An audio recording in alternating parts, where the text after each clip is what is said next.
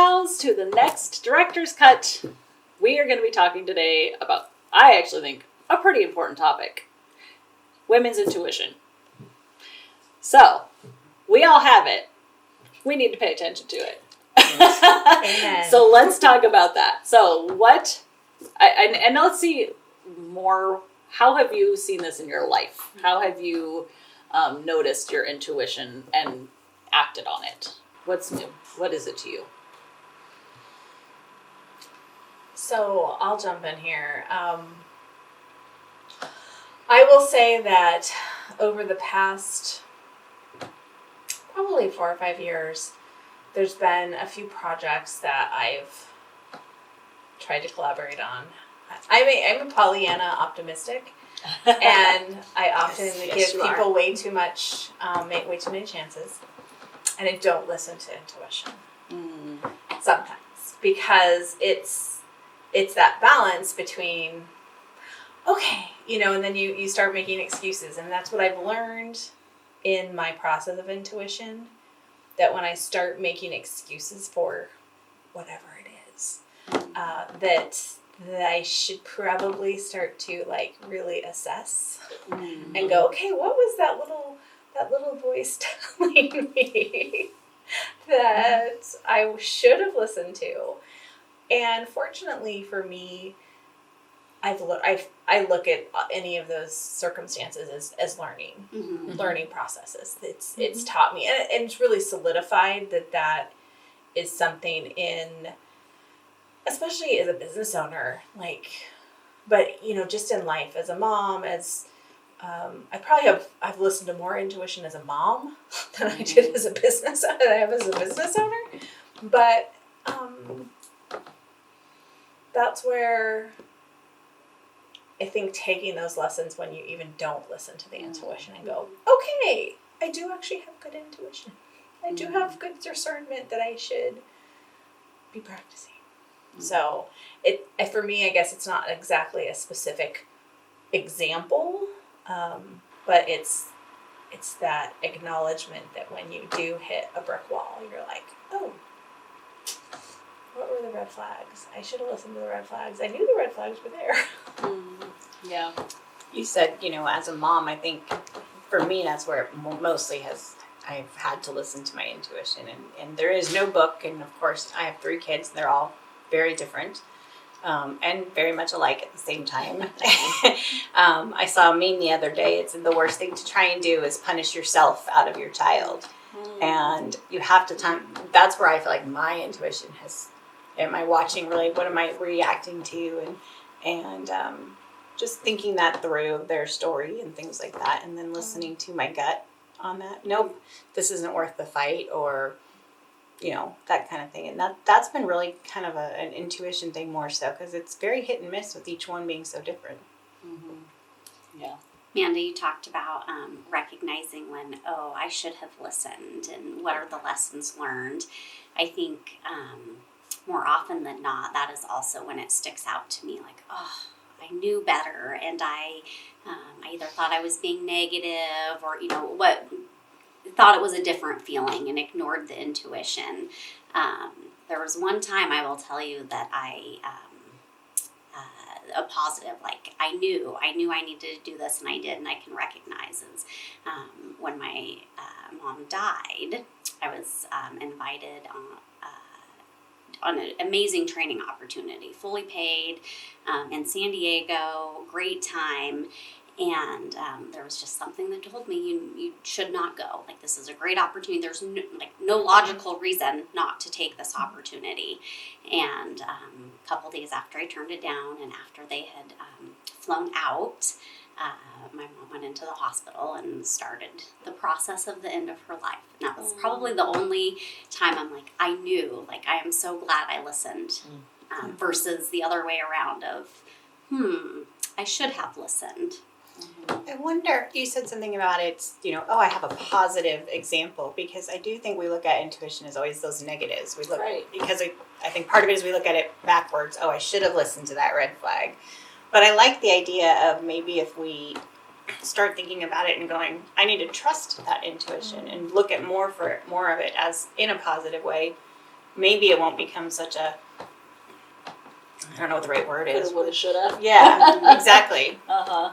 It's interesting that you bring that up because I think for me, more so like as a mother's intuition, living and going through different personal experiences myself, I try to, or sometimes I will see one of my children doing something and thinking, having a gut instinct, but that's my instinct, and allowing them to be able to do that because that experience is going to be different for them.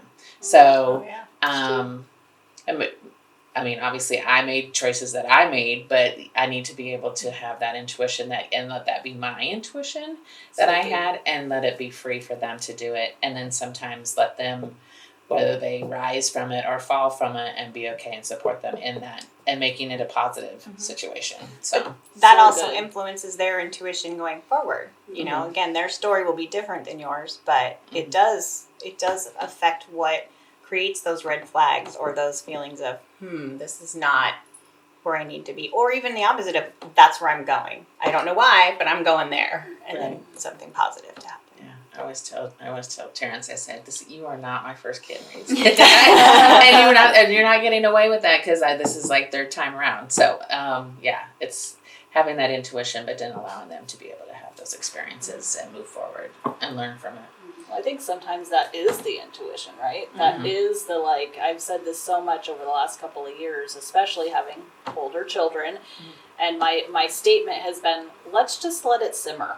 Like, let's just see. And, talking with my husband about decisions, because of course we want to rescue our kids. We want to like help them. We want to have them see our intuition. So often it has been, there's not really a right or wrong decision in this scenario. It's just the decision they made. They're going to learn from it either way, good or bad.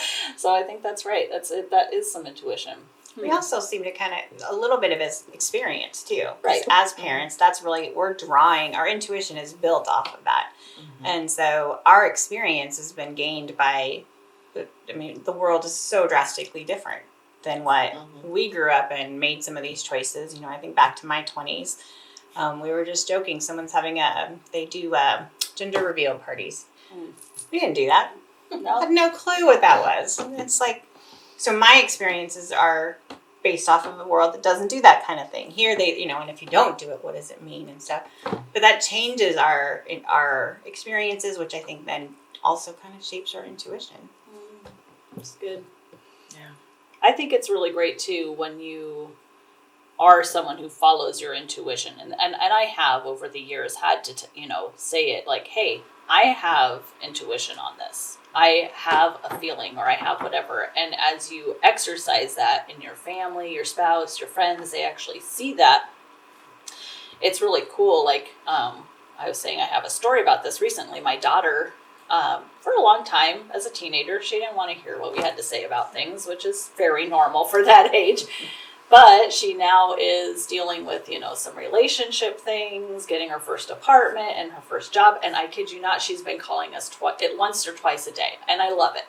But it's really cool that she has seen over the years us use, it's not just me, it's my husband too, our intuition, like exercised wisdom and all of that. And now, with a particular situation that she was in, I was able to tell her, like, look, my intuition on this, my heart of hearts, the depths of my soul tells me that you need to get out of this situation. It is not going to be good. Everything that I am seeing, the red flags, everything about it, you have to figure out how to get out of this situation.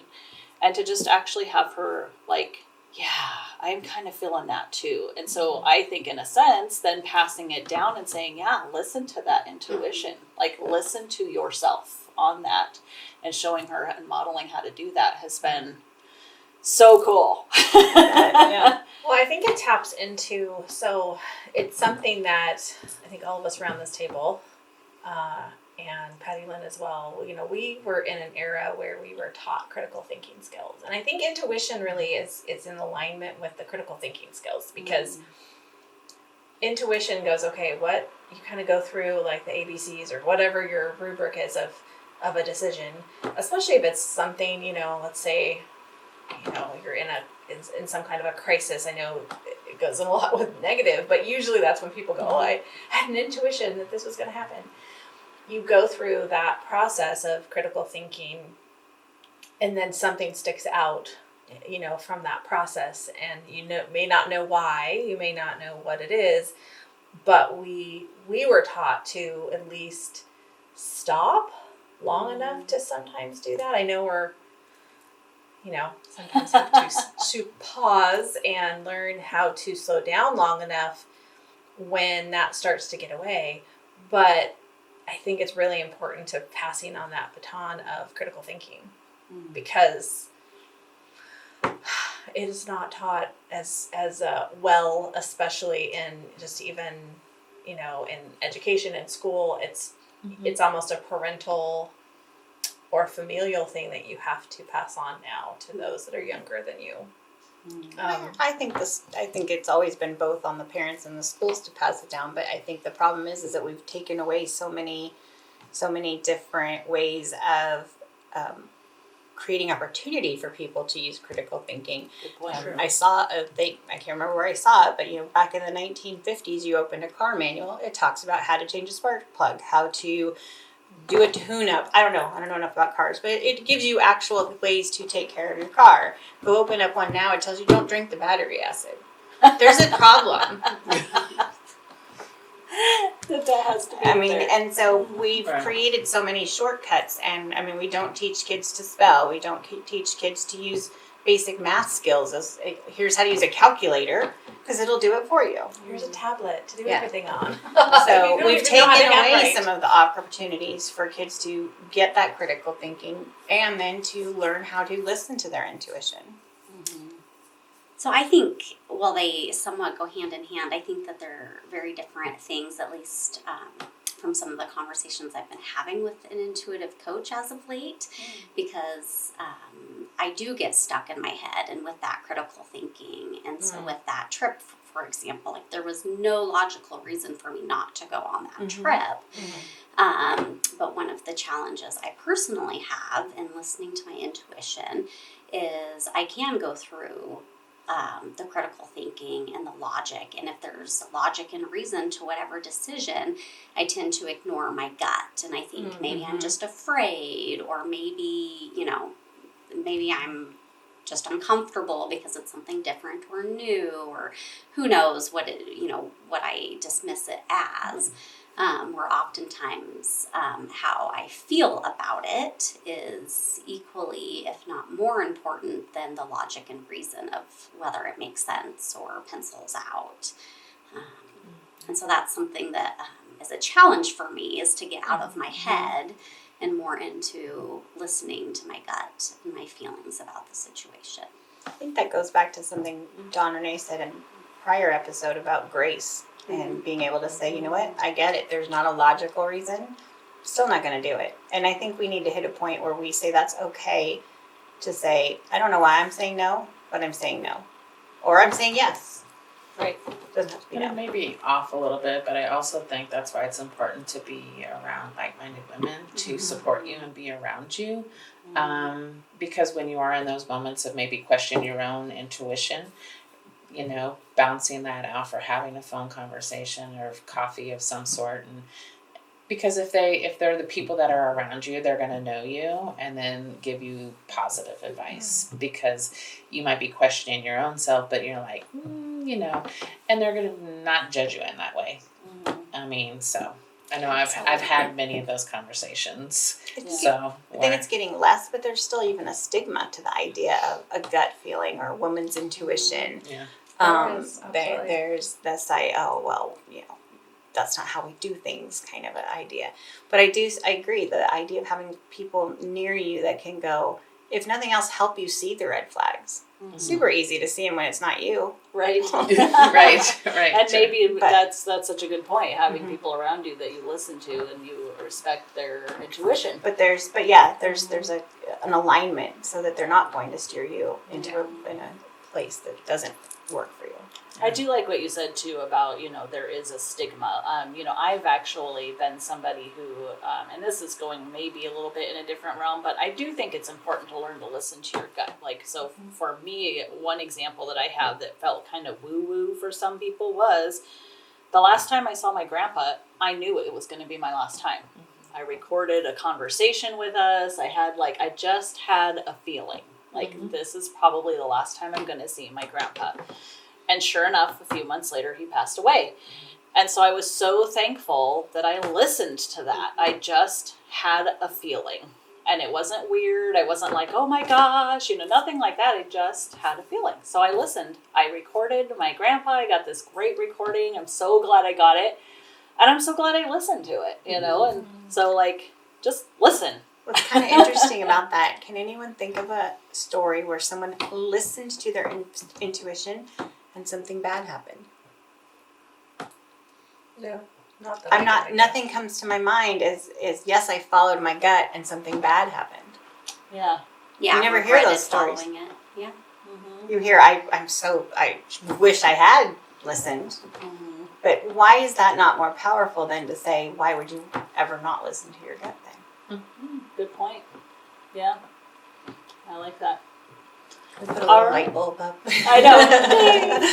So, I think we've really covered, you should be listening to your intuition. Any final thoughts before we wrap this up, ladies?